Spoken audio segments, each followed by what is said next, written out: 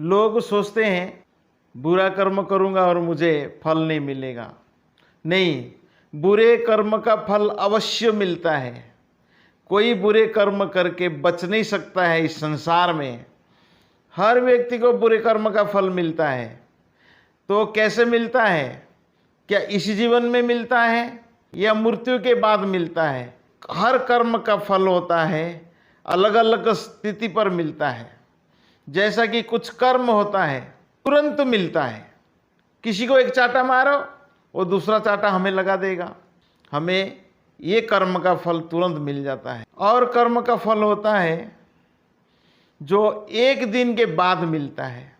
कुछ हम उल्टे सीधे खा लिया, दूसरा दिन हमें डॉक्टर के पास जाना होता है, हमारा अपचन हो जाता है, ये कर्म का फल दूसरे दिन मिल जाता है। जैसा हम कोई नशीली पदार्थ का सेवन करते हैं, तंबाकू गुटखा, तो उसका कर्म का फल 10 साल के बाद मिलता है। बड़े बड़े बीमारी हो जाता है हम जो चाहते नहीं है। और ऐसा जो कर्म का फल होता है वो दूसरा जन्म में भी मिलता है।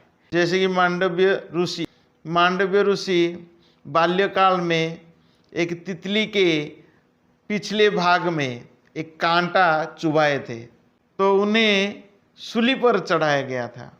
मांडव्य ऋषि तो तपस्वी थे। वो धर्मराज से प्रश्न किए, किस कारण मुझे इतना बड़ा दंड मिला? ना, बाल्यकाल में तितली के पृष्ठभाग पिछले भाग में एक कांटा चुभाए थे, इसलिए ये सूली का दंड मिला, सूली पर चढ़ाया गया। तो मांडव्य मुनि ने श्राप दे दिए थे, क्योंकि धरती पर इतना पाप कार्य होता है कि पाप से बचना बड़ा कठिन है। तो उन्होंने श्राप दे दिए थे कि तुम धरती पर जाओ।